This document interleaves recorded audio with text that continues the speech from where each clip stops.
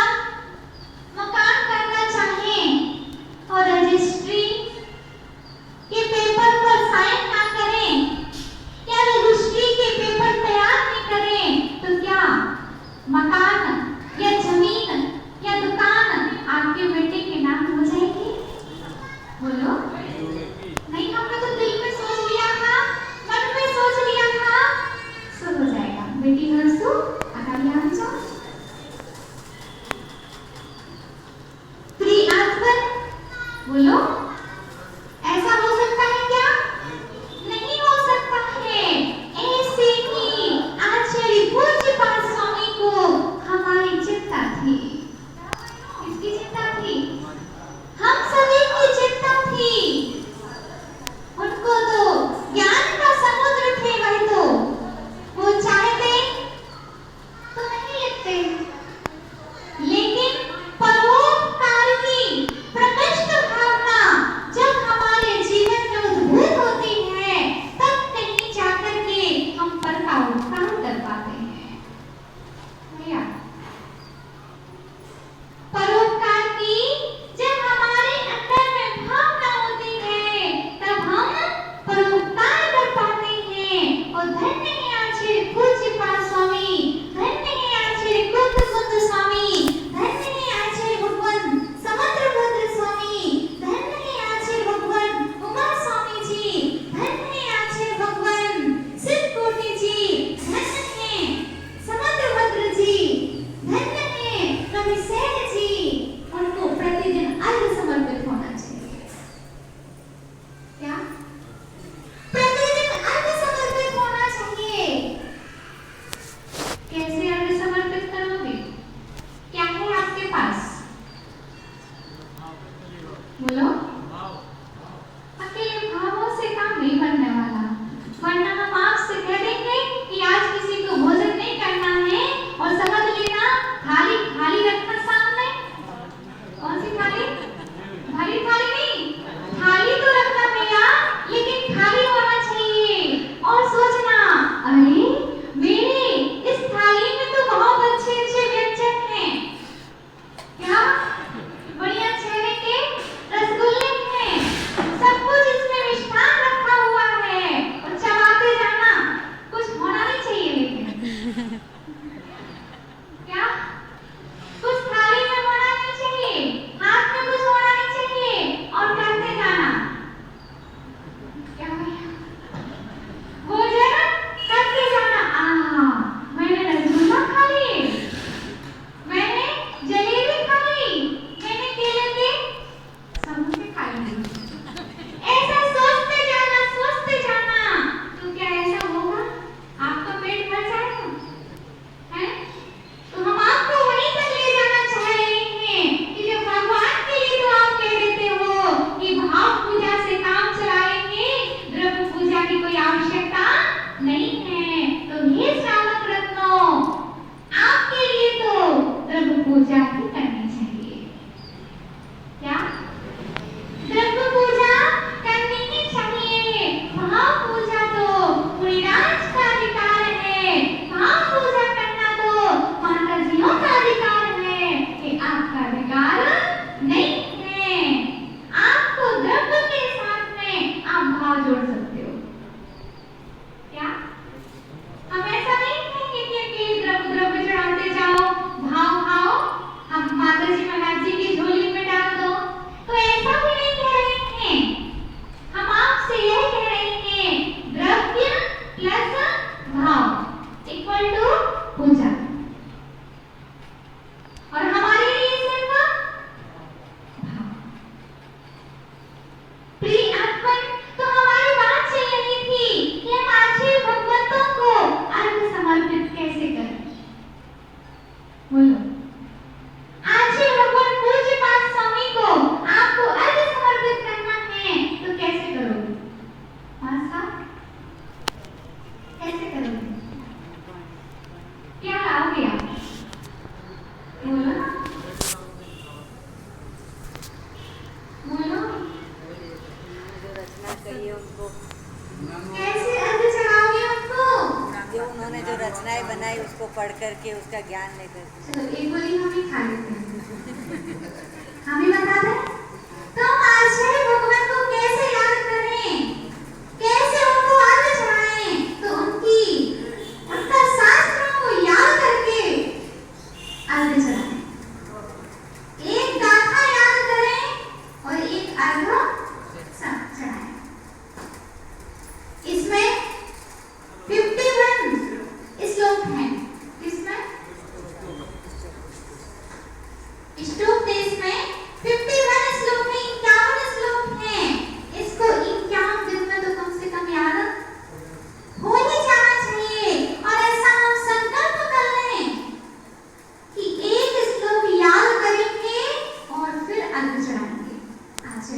कुमार स्वामी का। बात सही है कि नहीं? बोलो। देखो आप कहोगे माता जी तो आज हंसा भी नहीं है, कुछ नहीं कर रही हैं, चुटकुला भी नहीं सुना रही हैं। तो देखो भैया, चुटकुला होते हैं चटनी की तरह।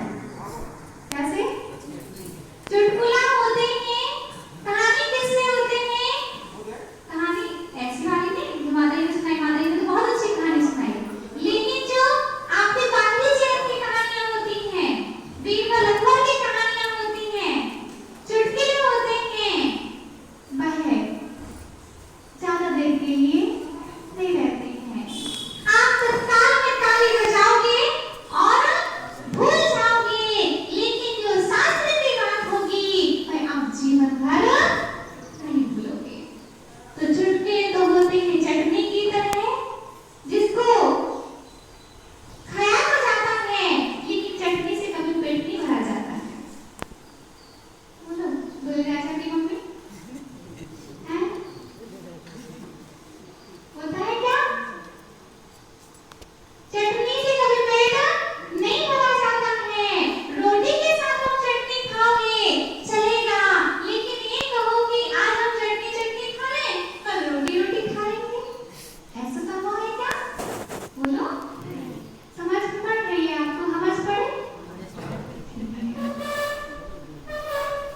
प्रिय आत्मन, तुम आपसे यही कहना चाहेंगे, उतनी ही आवश्यक सामग्री आपको हम देना चाहेंगे कि आप प्रतिदिन एक श्लोक याद कीजिए। माता जी हमें तो याद ही नहीं होता है। उत्तर में यही आने वाला है, हम आपके मन की बात बिल्कुल अच्छी तरह से समझते हैं कि माँ क्या कहना चाहती है। जब बेटी की बात माँ समझ लेती है, तो माँ की बात की तो बेटी समझ सकती है। तो आप सभी की यही इच्छा होगी, आप सभी का यही प्रश्न होगा कि माता जी हमें तो याद ही नहीं होता है क्या? बोलो, हमें तो याद ही नहीं होता है। फिर आखिर भगवान को अर्घ्य कैसे समर्पित करेंगे जो आपने कहा है?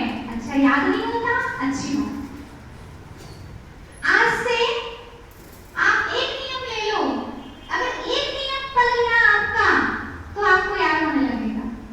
बोलो माता जी, कौन सा नियम? बोलो, कौन सा नियम? तो एक है नियम कि आज से आपको याद करना छोड़ना होगा।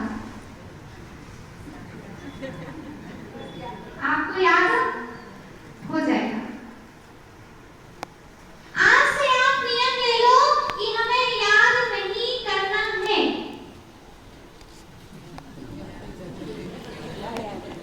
याद नहीं करना है।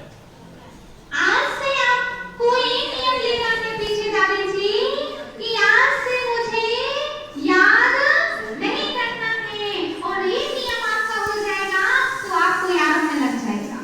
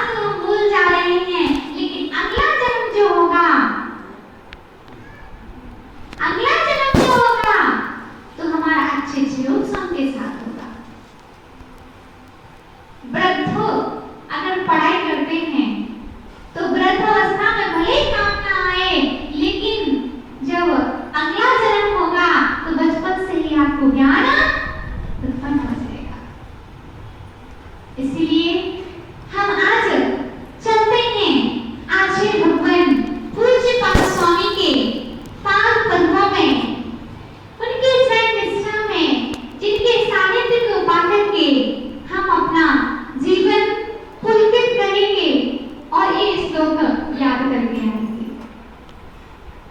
यस्य स्वयं स्वभावाप्ति, जो हमें बोला वो आपको बोला, आज किताब तो नहीं है अपने पास, ठीक है, तेज बोला लेकिन यस्य स्वयं स्वभावाप्ति, हाथ को जोड़ लेंगे वरना हम जोड़ ले रहे हैं। यस्य स्वयं स्वभावाप्ति, यस्य स्वयं स्वभावाप्ति,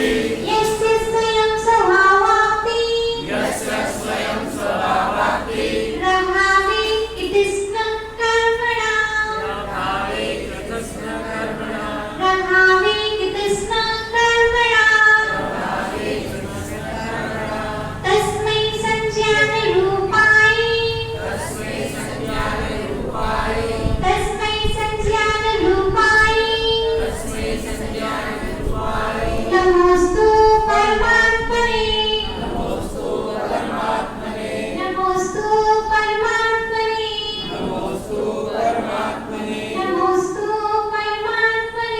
नमोस्तु परमात्मने, हाँ, यस्य यानी जिनके, जिस प्रकार कृष्ण कर्मणः, समस्त कर्म, कितने कर्म, कितने होते हैं, बोलो माताओं, 8, तो एक भी कम नहीं, सिद्ध भगवान के एक भी कर्म शेष नहीं रहा, तो यहाँ पर सभी कर्म लिया है, अष्टकर्म। अभावे यानी अभाव हो जाने से, अभाव हो जाने पर, नष्ट हो जाने पर, समाप्त हो जाने पर, आपको जिस बात से समझ में आ जाए वो आप, ठीक है ना। स्वयं यानी अपने आप, खुद से, किसी और की सहायता से नहीं। सिद्ध भगवान ने अष्टकर्म नष्ट किए, किसकी सहायता ली, बोलो, आप लोग कितनी बात की सहायता, कि पर्दा करवा लो, हमारी थोड़ी हेल्प कर दो, सहायता कर दो, तो हम अष्टकर्म अपने नष्ट कर दें, ऐसा तो नहीं है ना, बोलो, ऐसा नहीं है। तो स्वयं से अपने आप, आपको तो हर काम में हेल्प लेनी पड़ती है, हर चीज के लिए मीटिंग भी होनी पड़ती है, बोलो, होता है कि नहीं, हर चीज में आपको पूछना पड़ता है, लेकिन सिद्धों को ना पूछना पड़ता है ना करना पड़ता है, मात्र अपने में रहना पड़ता है और अपने आप स्वयं से स्वभाव आपती, स्वभाव की प्राप्ति क्या होती है, स्वभाव की प्राप्ति होती है। तस्मै उन संज्ञान रूपाय अनंत ज्ञान स्वरूप, कौन स्वरूप, कौन स्वरूप, तेज बोलो, इनका उपास है, आप सभी का उपास है। अनंत ज्ञान स्वरूप परमात्मने, परमात्मने, परमात्मा के लिए नमः अस्तु, क्या, नमः अस्तु, नमस्कार हो। तो आपको लक्षण मालूम चल गया परमात्मा का, पहले ये परमात्मा में लक्षण होना चाहिए, फिर हमारा नमस्कार होगा। नमस्कार सबसे बाद में किया, इस लोक में पहले किया कि बाद में, बाद में किस लिए किया, कि पहले ही हमारे इस परमात्मा में ये लक्षण होने चाहिए, अनंत ज्ञान होना चाहिए, अष्ट कर्म होने के विनाश को प्राप्त हो जाने चाहिए, फिर मेरा नमस्कार उनको होगा। ऐसे ही हमारा सिर कहीं भी नहीं झुक जाएगा, कि गंगा गए तो गंगाधर, जमुना गए तो जमुनाधर, नहीं, भगवान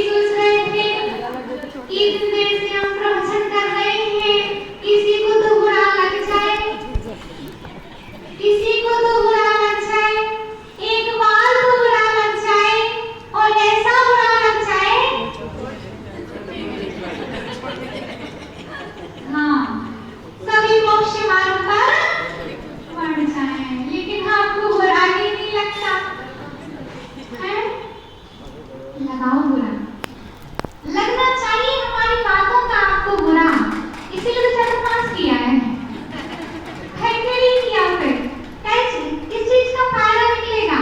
जिस दुकान में फायदा ना होगा दुकान किस काम की?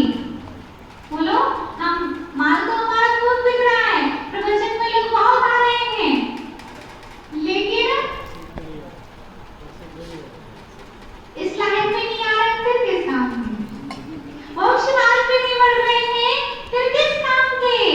इसीलिए प्रिय आत्मन, दर्पण पर अगर धूल लग जाए और धूल के बाद में तेल भी लग जाए, क्या धूल तो लगी नहीं थी और जरा सा उसमें तेल भी लग जाए तो फिर चेहरा दिखाई नहीं देता है। देता है क्या? बोलो, नहीं देता है। ऐसे ही हमारी आत्मा तो बहुत सुंदर है, समीचीन है, लेकिन कर्मों की कीर्ति कालिमा तेल उसमें लगा हुआ है, कर्मों की धूल उसमें चढ़ी हुई है, इसके कारण मुझे अपना आत्मा दिखाई नहीं देता है। पर में ही भटकते रहेंगे, पर में ही भटकते रहते हैं, उनका क्या होगा? इनका क्या होगा? लेकिन प्रत्येक व्यक्ति को सबकी तो चिंता रहती है, लेकिन ये नहीं कहता कि मेरा क्या होगा। हैं? ये प्रश्न हर प्राणी का होता है, उनका क्या होगा, इनका क्या होगा? लेकिन कोई ऐसा जीव भी है कि वह यह कहता हो कि मेरा क्या होगा अगर मैं ऐसे कार्य करूंगा तो? बोलो भैया, ऐसा प्रश्न हमारे अंदर में पनपना चाहिए, हमारे जीवन में सुधार आना चाहिए, और जिस दिन जीवन में सुधार आ जाएगा तो आपको यहाँ बैठने की आवश्यकता नहीं पड़ेगी, गमन करने की आवश्यकता नहीं पड़ेगी, आगमन करने की आवश्यकता नहीं पड़ेगी, सीधा हमारा सिद्धालय में प्रवेश हो जाएगा, और ऐसा प्रवेश होगा कि वहां से फिर आना नहीं होगा। इसीलिए प्रिय आत्मन, आज हमने मंगलाचरण के माध्यम से यह जाना कि हमारा परमात्मा कौन हो सकता है जिसमें 8 कर्मों में से एक कर्म भी शेष ना हो। एक कर्म भी शेष रहा, वह आपको संसार में भटकाता रहेगा। इसीलिए हम सभी को चाहिए कि एक सूत्र हम याद करके रहें, कर्म ही तो है बदलेगा। कौन सा सूत्र? कर्म ही तो है बदलेगा। पेट दर्द हो रहा है, कर्म ही तो है बदलेगा। नींबू पानी, क्या चक्कर आ जाए तो कर्म ही तो है बदलेगा। बुखार आ रहा है, कर्म ही तो है बदलेगा। कोरोना महामारी छाई हुई है, कर्म ही तो है बदलेगा।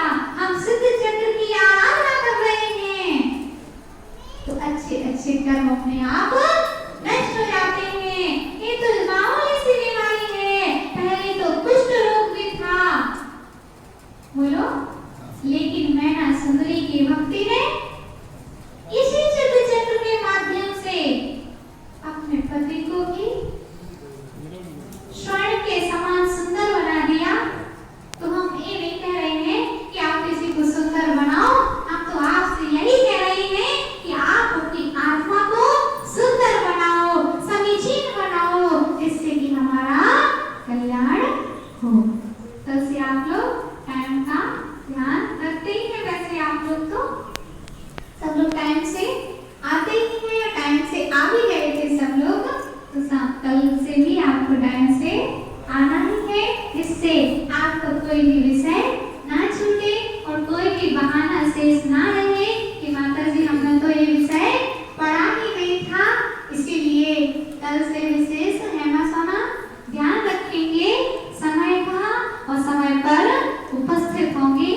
वैसे आप लोग सभी समझदार क्या होशियार हैं। 8 बजे से दिया है समय और फिर जो आप लोग निर्धारित करें वो समय ठीक रहेगा। इसी मंगल भावना से कुल परम पूज्य आचार्य पूज्य पाद स्वामी जी महाराज जी की, आचार्य भगवान श्री विभव सागर जी महाराज जी की, हरि का संग